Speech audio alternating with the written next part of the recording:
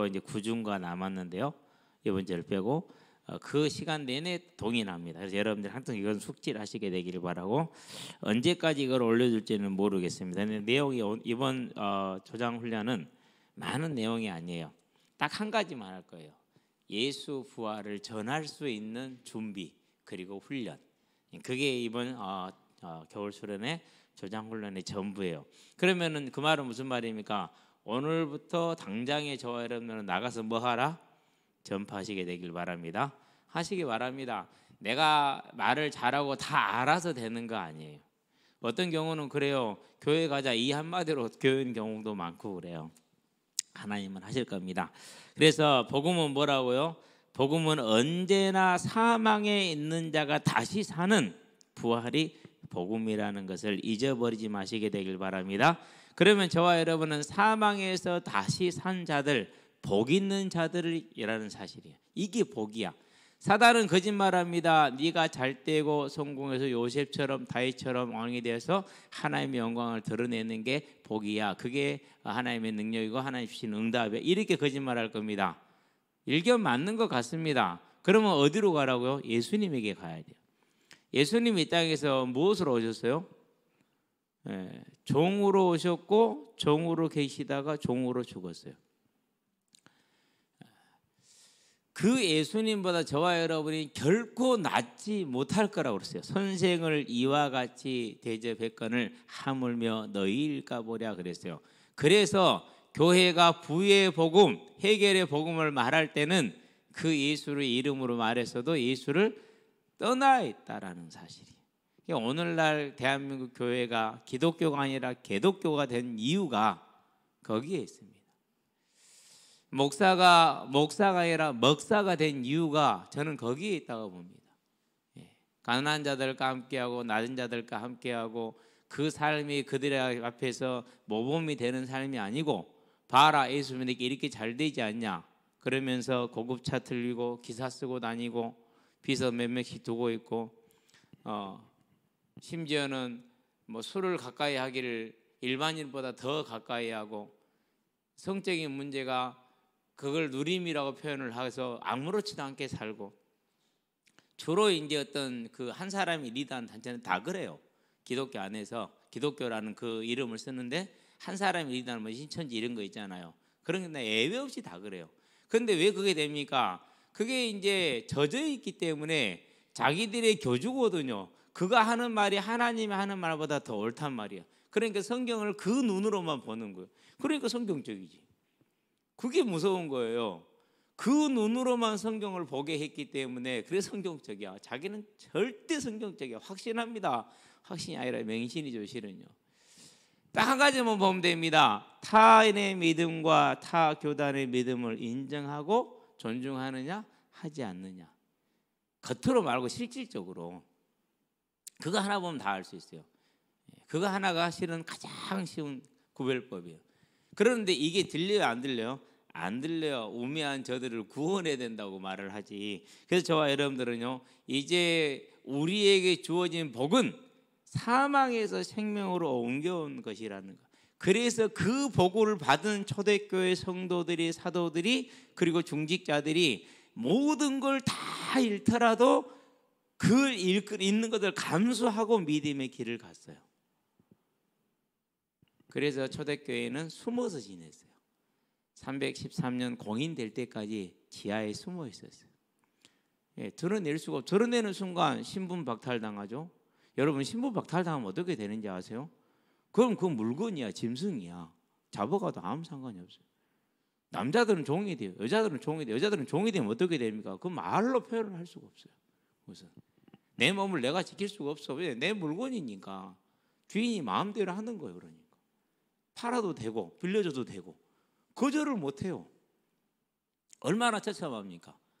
예수 믿다 그렇게 된다니까. 그래도 그 길을 갔어요. 그러면 오늘날 우리가 말하는, 쉽게 말해서 소위 우리가 생각하고 있는 이 복음이란, 복이라는 것하고 그 복은 같아요, 틀려요? 그럼 그 복은 뭡니까? 초대교 때 말했던 복은, 그건 사망에서 생명으로 옮겨온 거예요. 그게 복이었어. 그래서 그걸 생명을 붙들고 잡은 거야. 그래서 우리가 그렇게 얻기를 원하는 것은 사도 바울은 빌립보 3장에 보니까 다 배설물로 여겼다라고 말했다니까.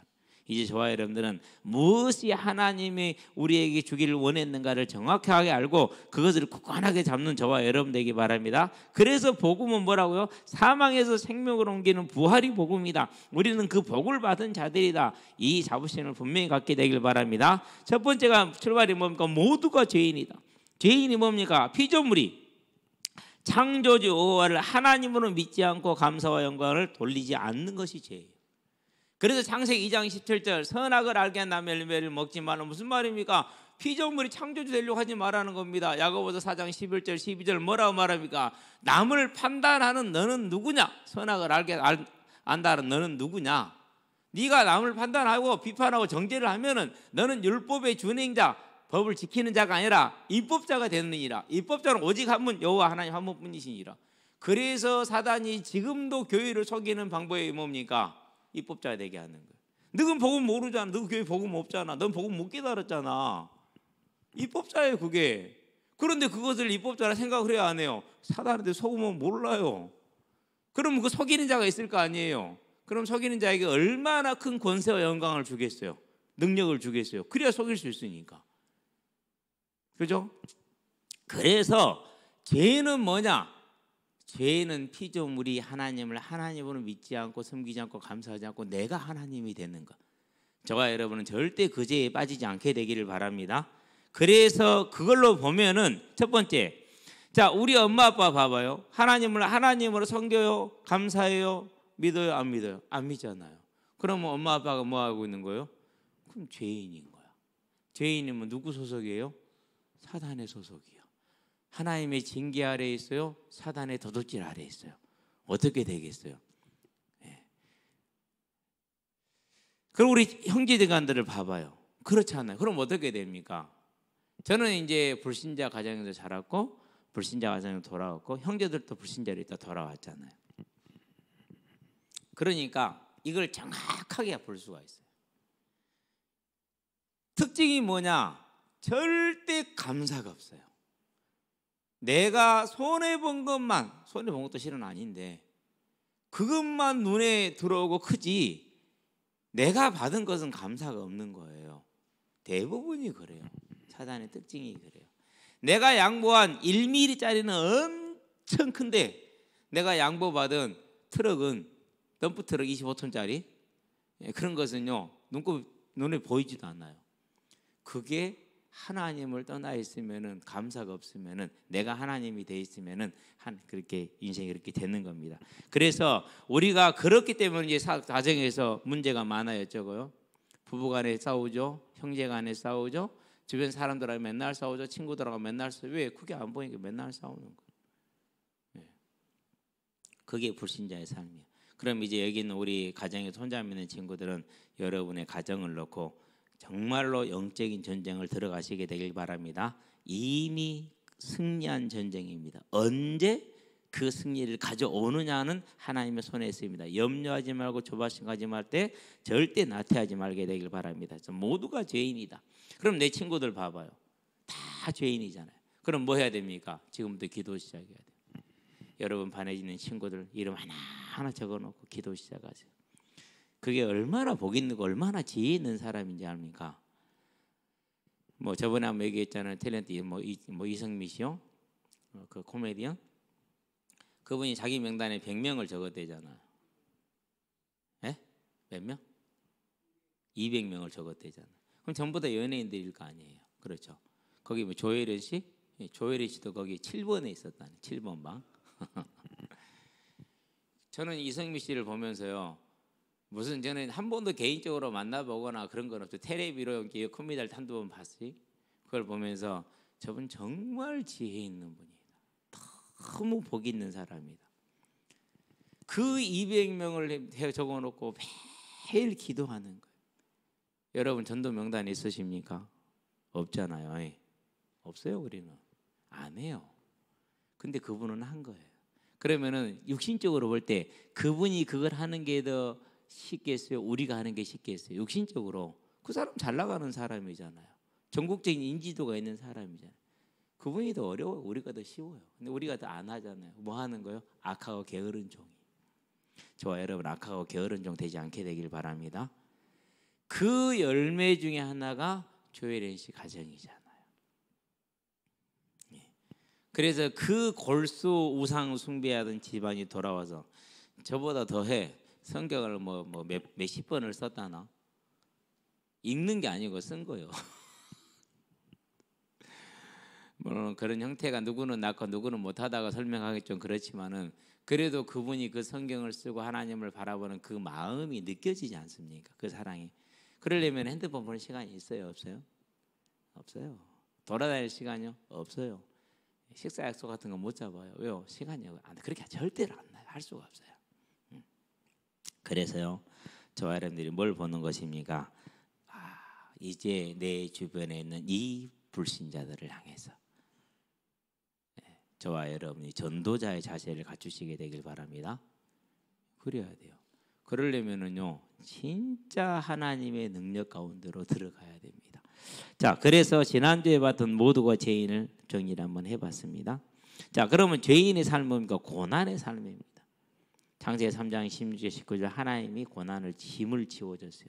너는 땀을 흘려야 땅의 소산을 먹을 것이고 땅은 너에게 가시덤불과 엉겅퀴를 낼 거라고 그랬어요. 다른 말로 표현하면 가시덤불과 엉겅퀴는 모든 병충해라든가 잡초라든가 안 그러면 이런 것들을 다 종합한 거예요. 종합한 거.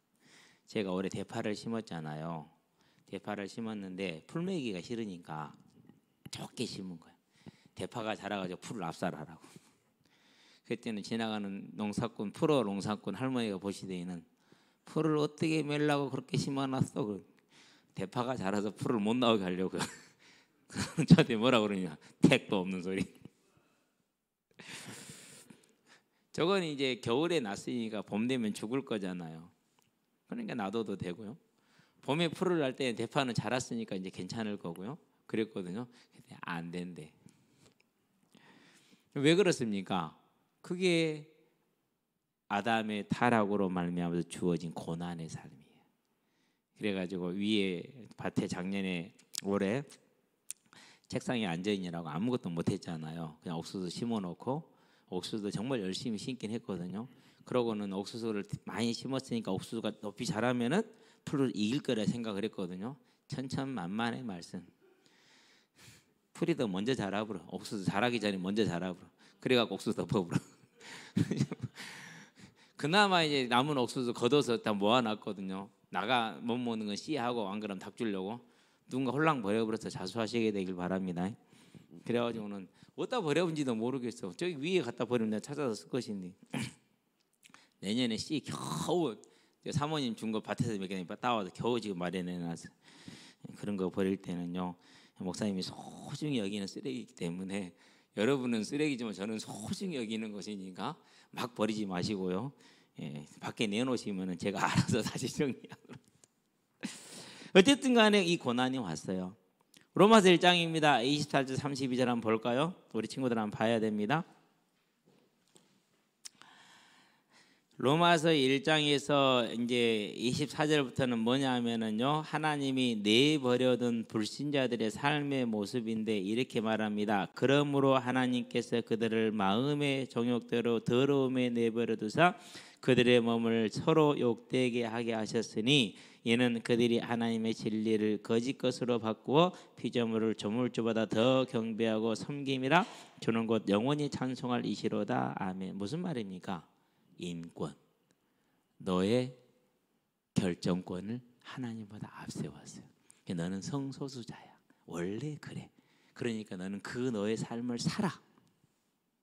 이게 뭐한 거라고요? 29절 5절에 보니까 하나님의 진리를 거짓 것으로 바꾼 거예요. 그래서 여러분 다 성교육 받잖아요. 성소수자 인정하라고 그러잖아요. 여러분 학교에서 가르치는 거짓이라니까요. 이게 지금 오늘날 이걸 정책으로 추진하는 게 민주당이나 진보당이에요. 민주당이나 진보당 정책으로 정강으로. 왜요? 이게 젊은이들이 표를 얻을 수가 있거든요. 왜? 그렇게 학교에서 거짓으로 배워서 자라서 그런 성향을 가진 사람들이 됐으니까. 자, 그러면 이제 뭘 말합니까? 그들의 몸을 서로 욕되게 했다는 말은 동성애를 말합니다. 여러분 주변에 동성애적 기질을 가진 친구들 반드시 있어. 지금 이제 고3인가 될 건데, 하여튼 고등학생이든지 그 이상이 될 거예요. 그 정도 되는데 중동초등학교 아이들이에요. 남남 동성애, 여여 동성애 한때로 묶었어요. 남남 동성애 중에 하나는 그 뒤에 보면은 그 새소망교회 부모님이 다니는 꽃집 아들로 하나 시작해갖고, 제가 여성 분장을 하고 다니는 화장을 하는 남자애를 만나, 그 중에 리더였어요. 남자 리더. 얘기를 했어요. 창조의 질서가 동성애는 아니다. 남자는 여자를, 여자는 남자를. 이렇게, 이게 창조 질서고 자연의 질서다. 그것을 어긋나는 것은 죄이고 너의 성향이 아니라 그 성향을 조장한 눈에 보이지 않는 환경을 통해서, 너의 심적인 그런 상역 경향을 통해서 뭔가 지식을 통해서 역사한 사단의 역사다. 거기에서 벗어나지 않으면은 이 땅의 삶이 결코 행복과 만족이 없을 것이고 영원한 지옥에 가야 된다. 그래도 저는 동성애가 좋아요 라고 말했어요. 저는 남자가 좋아요. 계속 남자 좋아할 거예요. 그러더라고요. 여자애들은 제가 이제 만나지를 못했어요. 근데 얼마 전에 한번 지나갈 때 봤거든요. 근데 여자애 분명히 키도 크고 등치도 괜찮아요. 딱 남자처럼 걷고 남자처럼 가요. 네. 여러분 주변에 클래스에서 반드시 5% 정도 아이들이 숨기고 있고 가지고 있다. 확실합니다.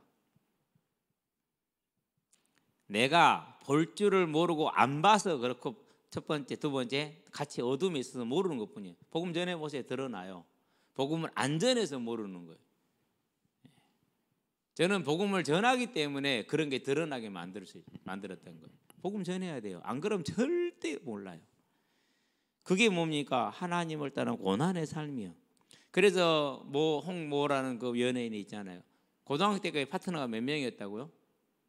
고등학교 때 파트너가 200명. 물란합니다. 음란합니다. 고등학교 때 성적인 파트너가 200명이에요. 코로나 때 한번 드러난 적이 있죠? 찜질방. 어떤 형태냐? 그건 사람도 아니에요. 짐승이요. 방이 이렇게 쭉 있습니다. 들어가 있습니다. 사람들이 원하는 사람이 들어가는 거예요. 오늘 내가 파트너를 만들어서 성행위를 하기를 원하는 사람이. 그러면은 아무나 지나가다가 봅니다. 마음에 들면 들어가서 같이 성행위를 하는 겁니다. 그러니 파트너가 200명, 300명이지 매일 바뀔 거 아니에요. 그 성적인 파트너가. 그게 지금 하나님을 떠난 자들의 삶. 그러면 그게 즐겁겠어요? 행복하겠어요? 여러분의 남친이나 여친이 다른 사람하고 친해지면 기분이 좋아요, 안 좋아요? 안 좋잖아요. 그렇죠? 그러면은 매일 그런 삶을 본인이 살아야 돼. 얼마나 공허와 고통과 갈망 속에 있겠어요. 고난입니다. 그게. 그리고 머지않아서 몸이 망가집니다. 남자들은 더 심합니다. 관략근이 오래 버티지를 못합니다. 자, 이 모습이 이제 쭉 나옵니다. 이 때문에 하나님께서 그들을 부끄러운 욕심에 내버려 두셨으니 곧 그들이 여자들도 순리대로 쓸 것을 받고 영리로 쓰며 레즈비언 그와 같이 남자들도 순리대로 여자 쓰기를 버리고 서로를 향하여 남자를 향하여 남자가 남자를 향하여 음욕이 불일 듯하며 남자가 남자와 더불어 부끄러운 일을 향하여 그들의 그릇 때문에 상당한 보응 에이즈 안 그러면 이제 몸이 파괴돼서 똥 조절이 안 돼. 그냥 흘러나와 줄줄줄. 이런 이제 결과가 오는 겁니다. 이게 하나님을 떠난 불신 현장이에요. 근데 그 사람이 연예인이야. 그 사람이 학자야. 그 사람이 권력가야.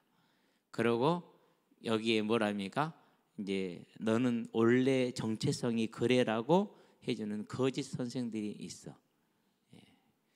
그래서 지금 미국에서는 동성애 목회자로 인정할 것이냐 안 할 것이냐라는 논쟁이 뜨거워요. 목회자 자격이 없습니다. 하나님을 안 믿고 하나님의 순리를 거역하는 자가 어떻게 하나님의 종이 됩니까? 하나님을 대단히 모욕하는 겁니다. 그건 인권이 아닙니다. 죄입니다. 근데 이게 인권이 되는 날이 지금 우리 후대들 머릿속에 이미 다 초석이 다 깔려 있다는 사실, 집을 지어가고 있다는 사실, 싸워야 돼요. 그래서 기독교인은 세상에서 뭐가 되는 거예요? 왕따가 되는 거예요. 왕따가. 그게 무서워하지 마시게 되길 바랍니다. 디모데후서 3장입니다. 1절부터 5절은 말세에 고통하는 때에 그랬어요. 말세는 지금 고통하는 때라고 그랬어요. 한번 해봅니다. 로마서 여러분 꼭 읽어보게 되길 바라고요. 디모데후서를 가볼까요? 3장 1절부터 5절까지만 보도록 합니다. 이렇게 말합니다. 자기를 사랑한다고 그랬어요. 자기를. 요즘 극단적이죠, 그렇죠? 자기 사랑이. 나만 편하면 돼. 내가 편해야 돼. 다른 사람은 신경 안 써. 자기를 사랑하고 그런 다음에 돈을 사랑하고. 그래서 돈을 벌 수 있으면은 그게 1번이야. 예배는 저 뒤에 하나님 섬기는 건 저 뒤에서 돈이 1번이야. 우리 주변에 흔히 볼 수 있는 거예요. 우리 자신에게서 볼 수 있는 거예요. 기억하시게 되길 바랍니다. 자랑합니다. 교만합니다. 비방합니다. 부모를 거역합니다. 감사하지 않습니다. 거룩하지 않습니다. 등등등등 이렇습니다. 얼마나 사람이 공허하겠습니까? 그래서 이러한 중에 하나님께서 허락하시고 사단의 활동으로 특히 귀신에 시달리는 삶을 사는 경우가 아주 많아요. 마가복음 가볼까요? 5장입니다. 1절부터 5절입니다. 자, 거라사 지방에 예수님이 지금 도착을 하셨습니다. 그런데 거라사 지방에 도착을 했는데 도착을 하서 보니까 지방에 이르러 배에서 내렸습니다. 곧 더러운 귀신 들린 사람이 무덤 사이에서 나와 예수를 만나더라. 그 사람은 무덤 사이에 거처하는데 이제는 아무도 그를 쇠사슬로도 밀 수 없게 되었으니 이는 여러 번 고랑과 쇠사슬에 매어서도 쇠사슬을 끊고 고랑을 깨뜨렸음이라. 그리하여 아무도 그를 제어할 힘이 없는지라. 밤낮 무덤 사이에서나 산에서나 늘 소리 지르며 돌로 자기의 몸을 해치고 있었더라 그랬어요. 진짜 귀신이 들려서 이제 힘을 쓰면 있잖아요. 저도 하나님의 은혜로 한번 경험을 한 적이 있는데요. 광주에 있을 때요. 키가 여자분 한 요마이나 해요. 크지 않죠? 작은 분이죠. 다만 예쁘셔요, 되게. 그런데 이분이 한번 딱 귀신이 들리잖아요. 그래서 진짜 봤어요. 옆에서 5명이 잡는데 안 돼요. 5명이요. 이러면 끝이에요, 그냥. 진짜로. 아예 안 돼요, 아예 안 돼. 남편요, 등치가 좋아. 저보다 훨씬 등치가 좋아요. 얼굴 다 찢더라고요. 진짜 저는 얼굴 그렇게 뜯긴 거 처음 봐서 손톱으로 당겼는데 무서워요. 귀신 들리면 그래요. 근데 그 귀신은 왔다 갔다 들어갔다 나왔다 들어갔다 나왔다 계속 그랬단 말이에요. 그때는 잘 이해를 못해서 지금은 조금 이해를 해요. 지금 조금 이해를 해요. 근데 이렇게 귀신에 시달리는데 여러분 조조가 어떻게 죽는지 아십니까? 삼국지에 나오는 그 조조가 계속해서 자기가 죽였던 사람들이 나타나요. 그래서 잠을 못 자게 하고 괴롭혀요. 그러니까 그 사람들을 칼을 들고 쫓아다니는 거예요. 그러니까 왕의 주변에는 다 누가 있어요? 다 내시들이 24시간 대기하고 있잖아요. 누가 죽어나가는 거예요? 내시들이 이제 그 칼 피해 도망다니라고. 이 두통에 시달렸어요. 분명히 고칠 수 있는 두통이었어요. 왜? 혹이 생긴 것. 오늘날은 뇌종양. 그래서 화타가 말합니다. 당시에 최고의 의술이었죠. 뇌를 마페탕을 먹으면은 깊이 잠이 듭니다. 그러면 왕의 뇌를 머리를 쪼개갖고 그 혈전이 고여 있는 것을 피가 고여 있는 것을 떼내고 그러고 약을 바른 다음에 닫으면 됩니다. 이렇게 얘기를 했어요. 오늘날도 쉽지 않은 수술이죠. 근데 그 시절에 뇌를 쪼갠다는 말은 내가 너를 마피타로 죽이겠다는 말밖에 더 됩니까? 실제로 그렇게 수술을 했고 성공을 했어요. 그 이 사람을 화타라고 하는 거예요. 의술의 신이라는 거죠. 조조가 죽여요. 조조가. 왜? 저놈이 나를 유방편을 들어서 죽이려고 했다 그래서 조조가 이제 죽입니다. 근데 그 조조가 죽을 때까지 그 두통과 함께 귀신에게 시달려요. 아마 하타가 생각하는 것처럼 뇌종양이 없을 수도 있어요. 우리 어머니를 보면은 그래요. 우리 아버지도 그렇고 우리 집안을 보면은 분명히 두통은 오는데 어느 날 그 두통의 원인이었던 무언가가 몸에서 떠났어요. 그리고 두통이 사라졌어요. 그게 어머니가 85년도 85년 가을에 경험했던 일이에요. 그래서 저한테 뭐가 있구나, 하나님이 계시고 귀신이 있구나, 예수를 믿어야 되는구나, 같이 하나님 믿자라고 얘기를 했는데 제가 뭐 그게 귀에 들립니까? 귀 전에 들리지도 않죠. 조조는 그렇게 죽었어요. 그러다가 그 칼질하다 죽었어요. 조조가 어떤 사람입니까? 상상을 초월하는 사람입니다. 진짜 어마어마한 사람. 적벽대전에서 그 수십만의 병사를 잃고도요, 아씨 좋네, 다시 시작하자 이랬던 사람이에요. 진짜. 그리고 관우한테 생명 살려달라고 발발 빌었던 그런 사람이에요. 아니 관우를 이제 공명이 다 배치를 다 해놔서 여기 가면은 조조가 몇 명을 데리고 올 것이다 기다리고 있어. 어느쯤 도착할 것이다 얘기를 다 해줬어요. 진짜 그 시간에 딱 온 거요. 관우가 이제 잡았어요. 무조건 배라고 그랬어요. 공명의 명령이 그랬어요. 근데 관우가 한번 조조한테 신세진 적이 있잖아요. 못 죽여요. 한번 보내줘요.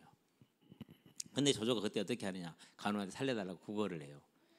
남자가요, 왕이요, 상대방 장수한테 구걸한다 못해요. 근데 조조는 했어요. 대단히 강한 사람이에요. 강한 정도가 아니라 상상을 초월하는 사람. 그런데 그 사람이 그렇게 죽었다라는 사실. 그런 다음에 이제 세조가 폐위시켰던 단종과 단종을 또 세조가 죽였던 단종의 어머니 얘기를 한번 해볼까요? 역사적인 사실이니까. 정사에는 기록이 안 되지만 야사는 기록을 하고 있어요.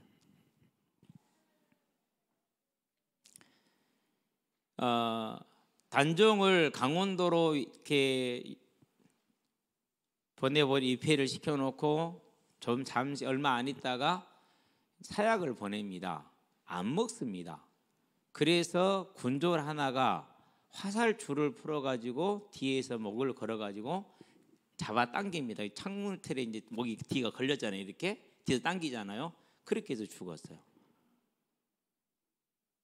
그러고 그 화살불도 풀지 못하고 그냥 놔놓고 가버려서 죽었으니 끝인 거예요. 아무도 장례를 안 치렀는데 어몽도라는 사람이 그 장례를 치렀어요. 아무도 몰라. 어떤 분은 큰 길가에 큰 길이 가운데 묻어놔 버렸어. 아무도 팔 일이 없잖아요. 그렇죠? 다른 데 숨으면 아니니까 큰 길에다가 저녁에 몰래 묻어놔 본 거예요. 그게 이제 거기에 군수만 가면은 죽는 거야. 7명이 죽어 나갔어. 그래서 한 사람이 이름도 다섯 기록이 됐는데 저는 지금 잊어버렸는데요. 필시 단종과 관련이 있다. 내가 가야겠다. 자원해서 갑니다. 가서 이제 탁 관장 의복을 그대로 입고 왕을 만날 거니까 기다리고 있었어요. 아니나 다를까 이제 왕의 행차 때 울려 퍼지는 음악이 들리면서 이제 쫙 열리면서 단종이 온 겁니다. 가지고 내가 목이 칼칼해서 목이 걸려서 너무 불편하니까 이 목을 좀 풀어달라고 그럽니다. 화살이 그대로 화살 그 줄로 그대로 감겨져 있잖아요. 그러니까 이제 엎드려서 말합니다. 어디에 계시는지를 알지를 못하고 아는 사람이 아무도 없으니 어찌해야겠습니까? 그러니까 어몽도를 찾아가라 그럽니다. 어디에 있다 어몽도가. 어몽도를 찾아갑니다. 가서 이제 물어봅니다. 설명을 다 합니다. 걱정하지 마라. 내가 이 일 때문에 여기 왔으니까 너를 보호를 할 것이고 지켜줄 거니까 위치만 알려달라. 그러니까 정말 상상을 초월하는 위치, 대로변 큰 길가에 묻어놓은 거예요. 가서 파보니까 시체가 하나도 안 썩었어. 화살줄이 그대로 매대로 걸려 있어. 그래서 이제 파서 장례를 잘 치러집니다. 그 다음에 또 왔어요. 장례 치르고 나서 와가지고 뭐라고 말이냐, 고맙다고. 이제 내가 편히 쉴 수 있겠다, 돌아갈 수 있겠다. 다 거짓말인다 실은요. 귀신이 속이는 거예요. 어쨌든 그렇게 됐어요. 그런데 이제 이 단종의 어머니를 세조가 죽였잖아요.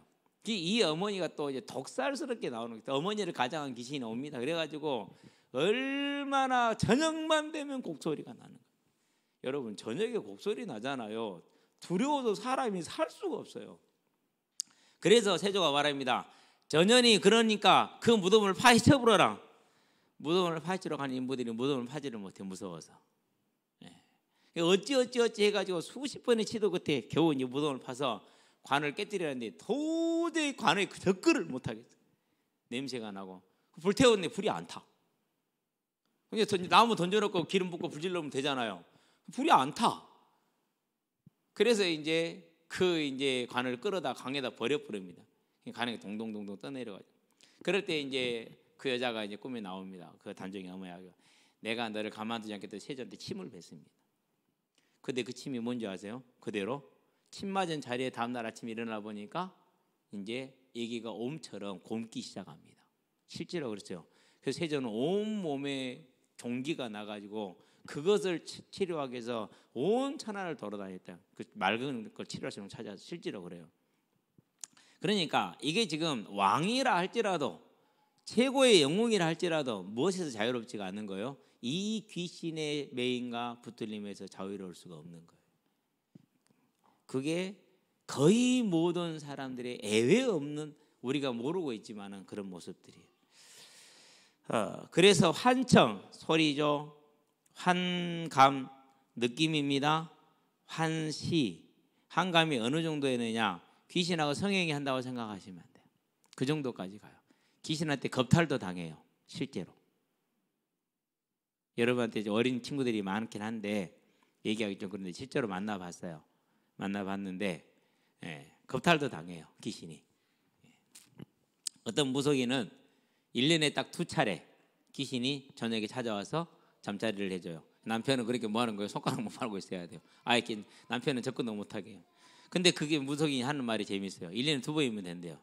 귀신의 실력이 그렇다라는 거예요. 실제로 환감이라는 게 이렇게 실제로 많습니다. 그런 다음에 환시, 악몽, 가위눌림 이런 것들 또 귀신 친구. 실제로 지금 우리 운동장에 있잖아요. 한 명 귀신하고 친구로 사는 애가 있어요. 여러 번 예수님을 고백하게 했는데도 그 가정과 본인이 의지가 없어요. 좋아요. 친구인데 뭐 둘이 재밌는데 언제나 얘기할 수 있는데 그리고 다 뭐 이런 일 저런 일도 가르쳐 주기도 하고 이 친구가 귀신이 얘를 떠날 이유가 없는 거야. 얘를 떠나보낼 이유가 없는 거야. 그리고 집안이 골수 우상 숭배를 하고 있다. 그러니까 뭐 그럴 자기는 피를 전혀 못 느껴요. 저는 뭐 해당하는 게 없으니까 자기한테 해야 되는 게 없고 친구가 있으니까 좋잖아요. 두 번째 만나는 귀신 친구예요. 예전에 광영동 아이 하나가 우리 저 마동부 구장에서 이제 그 해가지고 축구를 한 혼자 스탠드 앉아 있더라 안 하고. 제가 갔어요. 친구는 안 해. 저는 축구 재미 관심 없어요 그러더라고. 그래도 그냥 그래 그럼 나랑 보면 얘기를 쭉 했거든요. 그냥 하는 말이 지금 제 옆에 있는데 그러더라고. 저랑 항상 같이 살아요. 예수님 영접했어요. 그러고는 이제 그 친구는 영접을 하고 안 보인다요. 뭐 거짓말인지 모르겠죠. 그리고 그 다음 날 일요일 날 교회를 오기로 했는데 그 다음부터 연락 자체가 안 돼요. 귀신한테 끌려갔다는 소리가 되죠. 그렇죠? 이런 게 있어요. 자, 여기서 이제 한 가지를 더 넣어야 돼요. 영감. 영감이 뭐죠? 그게 예술이에요. 다른 말로 표현하면은 그 영감이 예술이야. 우리가 듣는 사람들이 좋아하는 BTS, 방탄 뭐 이런 것들 그게 그 영감에서 나오는 거예요. 그러면은 우리는 그 영감 들 때 너무 좋잖아요. 그렇죠? 누구를 영접하는 거예요? 그 영감을 준 것들을 영접하게 되는 거. 그 영감을 준 쫄개들을 영접을 하는 거예요. 여러분 귀신 영접하지 마시게 되길 바랍니다. 그래서 여러분이 듣는 세상 음악, 좋아하는 세상 음악은 내 심령 가운데 귀신을 초대하는 것이라는 걸 기억하면 돼요. 그래서 반드시 거리를 둬야 되고 구별시켜야 돼요. 그렇지 않으면은 나는 거기에 종이 될 가능성이 대단히 커요. 근데 저 같은 경우도 대표적인 케이스 중에 하나예요. 저는 항상 얘기하지만 정태춘, 박은옥 이 두 분의 노래가 딱 나에게 그야말로 찰떡호흡이었어요. 진짜 찰떡호흡이었어요. 여러분 불러줬잖아요, 그렇죠? 승냥이 구름 따라 따라간다 별빛 차가운 저 숲 길을 한수야 부르는 신목소리에 깜짝 놀라 돌아보니 해탈 스님의 은은한 미소가 법당 마루에 빛나네. 지금은 그 감정이 안 나와. 근데 그때는 안 그랬어. 그 테이프를 사가지고 수만 번은 들었다고 보면 돼. 다 외웠어 가사를. 그냥 외워졌어 한 번 듣는 순간에.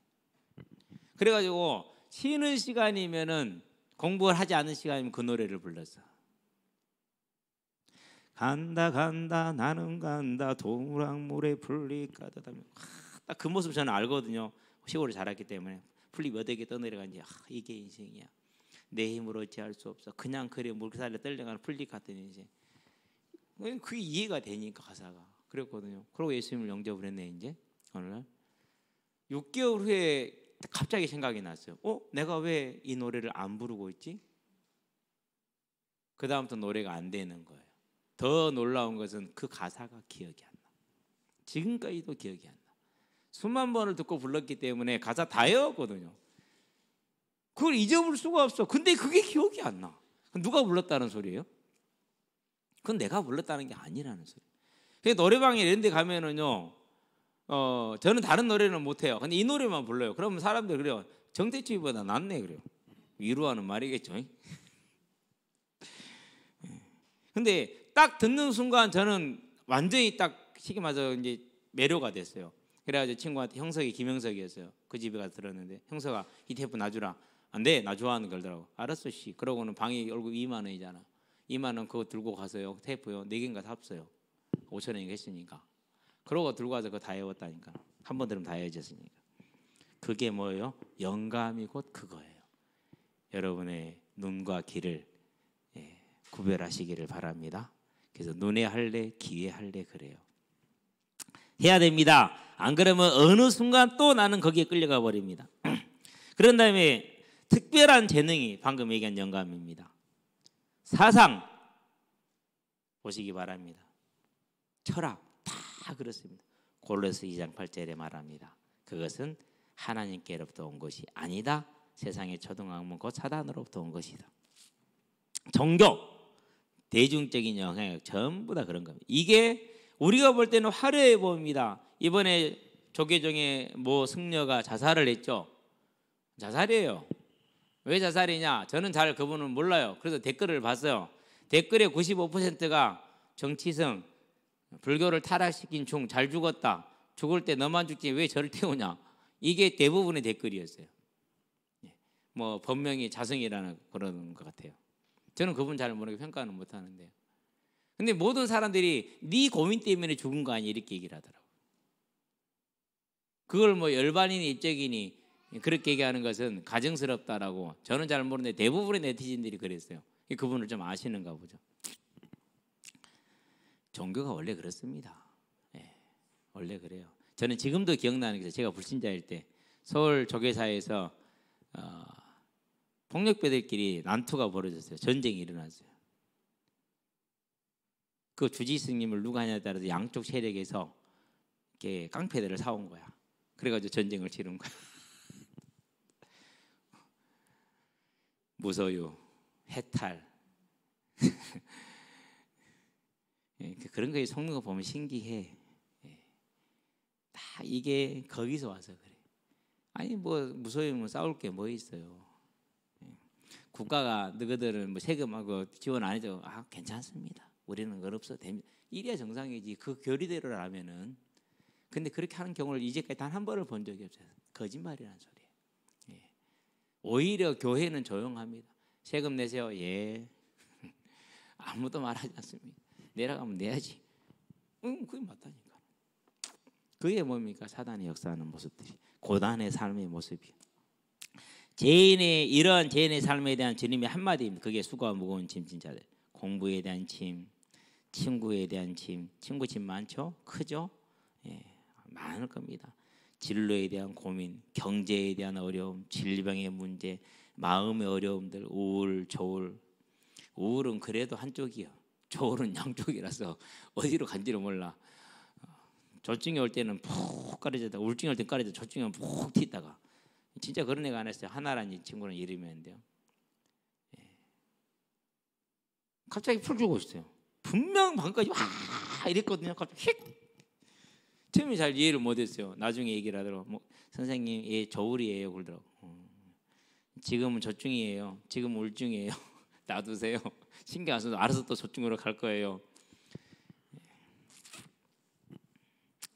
그 이기심. 그래서 복음을 저는 동생이랑 같이 교회를 가게 됐어요. 그 뒤로 감사할 일이죠. 그 지역의 교회를 보냈으니까. 예. 이러한 이제 마음의 어려움들, 수고와 무거운 짐을 지고 삽니다. 우리는 그런 친구들을, 저 친구는 성격이 이상해, 대하기가 어려워, 나하고는 안 맞아, 싫어, 이렇게 생각합니다. 아닙니다. 이제는 전도자로 보시기를 바랍니다. 자, 이런 것들은 진짜 문제에 비하면 그야말로 조적질. 조자는 새 조자입니다. 여러분, 새 발에 피 나는 거 봤어요, 안 봤어요? 새 발에 피 안 납니다. 혈관 자체가 거의 없기 때문에 피라고 해봤자 그냥 뭐 좀 상처난 부분이 있죠. 그 정도로 끝이요.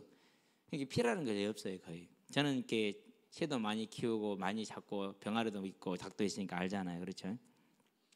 새 발에 피 아예 비교 자체가 없고 그 존재 자체가 없다라는 말인 겁니다. 이 문제들은 진짜 문제가 아니고 조적지혜는 진짜 문제는 뭡니까? 비교할 수 없는 영원한 고통. 마가복음 9장 48절 49절에 보니까 불로 소금치듯하고 구더기도 죽지 않는 영원한 고통이 지옥에 있다라고 있어요. 그게 지금 코앞에 기다리고 있잖아요. 왜요? 70여 강건하면 80이라도 화살에 날아가는 것처럼 순식간에 지나가네요.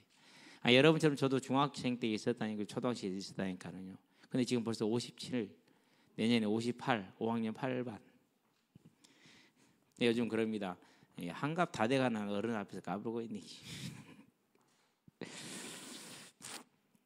인생이 이렇게 빨라요. 금방 갑니다. 진짜 지옥의 문제입니다. 그럼 이런 고통의 이유가 뭡니까? 하나님의 징계 때문에. 하나님의 부르심 두 가지입니다. 하나님이 고통을 통해서 우리를 부르시는 겁니다. 예. 사단의 도적질입니다. 결국 두 가지는 동전의 양면으로 돌아가는 겁니다. 사단의 도적질, 하나님의 징계와 부르심, 동전의 양면입니다. 자, 사단이 어떻게 도둑질을 합니까? 생명을 뺏깁니다. 지옥 가는 거죠. 사랑을 뺏깁니다. 이혼율이 우리가 지금 30-40%, 40-50%될 겁니다. 무섭습니다. 그럼 사랑을 뺏기는 거예요. 사랑을. 예.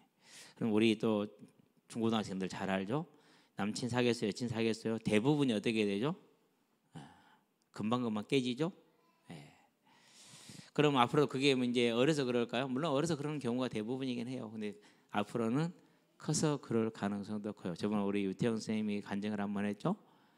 엄마는 두 번째, 아빠는 세 번째 결혼 가정에 스테이했다고. 뭐 비슷하죠. 정확히는 모르겠지만 엄마가 세 번째인가 두 번인가 그렇게 된다니까요. 결혼 4번 5번씩 하게 된다니까. 지금 막 친구들 만날 때 이렇게 하잖아요. 그대로 성년 때도 결혼도 그런 식으로, 결혼생활도 그런 식으로요. 그러면 누가 이제 피해를 봐요? 얘들은 먼저요? 네. 얘들은 먼저냐고. 그러면 그 아이들이 가정 그럴 때 어떻게 되죠? 더 심해지죠, 이제. 그렇죠? 그게 지금 우리에게 당면한 문제예요. 이게 도둑질 당하는 모습이요. 근데 그걸 뭐래요? 다 그래라고 받아들여.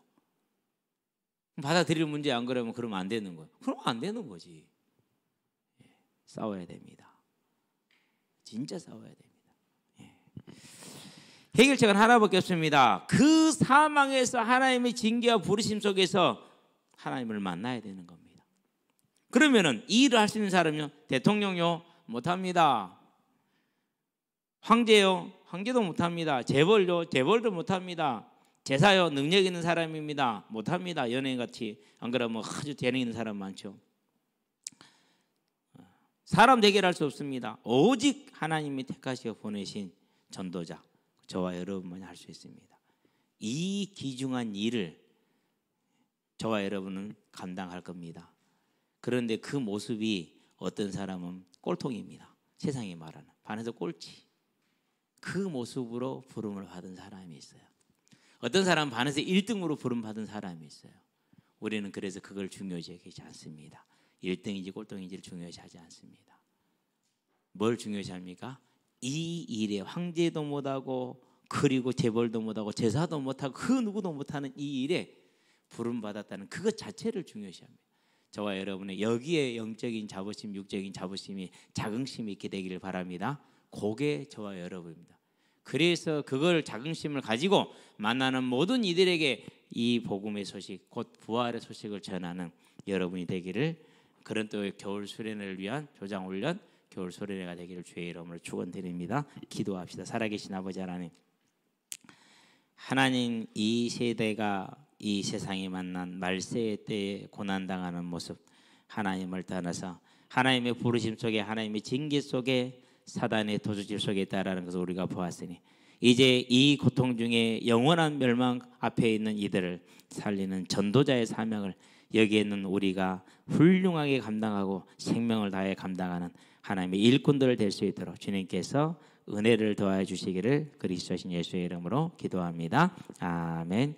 이제는 우리 주 예수 그리스도의 십자가 대속의 은혜와 독생자 예수를 죄인을 위해 아끼지 아니하고 내어주신 우리 하나님 아버지의 무한하신 사랑과 지금도 죄인을 생명과 의와 영화의 길로 인도하시는 성령의 내주 교통 역사하심이 이 시대의 전도자로 부름을 받아서 가장 귀한 영원한 이 직분, 생명의 직분을 감당하게 될 우리 모든 조장들 머리 위에, 철로 역정 위에, 인생의 복음의 진로 위에 지금으로부터 영원토록 함께 계실지어다. 아멘.